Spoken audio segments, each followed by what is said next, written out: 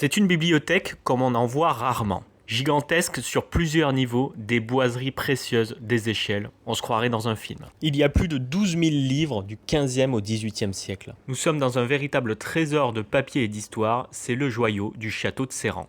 Et ce joyau, il ne faut pas aller bien loin pour le découvrir. Un simple détour entre Nantes et Angers, à quelques minutes à peine de l'autoroute, et voilà qu'on quitte le bitume pour un monde de pierres anciennes, préservé du temps et des conflits, la Révolution et l'occupation l'ayant épargné. Le château de Serran, c'est un domaine familial, toujours habité. Le propriétaire, on peut parfois le croiser, en toute simplicité, discutant avec les visiteurs dans les allées. À l'intérieur, chaque pièce est meublée avec soin, des chambres de style Empire, Louis XV, Renaissance, toutes plus élégantes les unes que les autres. Il y a aussi ce sublime meuble en acajou fait seulement pour impressionner, représentant une miniature de scène de théâtre en ivoire, liège et miroir. L'histoire est venue frapper à la porte du château. Napoléon et Joséphine y sont passés, leur chambre était prête, mais ils sont repartis aussitôt et n'y ont pas dormi. La reine-mère d'Angleterre, Élisabeth, y a séjourné, reçue par son hôte, la princesse de Ligne de la Trémouille. Et plus récemment, le roi des Belges, Philippe, est venu découvrir les lieux, car son hôte actuel est un prince belge. Bref, à Serran, on ne visite pas un château, mais un joyau angevin. On entre dans une maison vivante, aux airs de décor de cinéma, et on y est reçu comme un prince.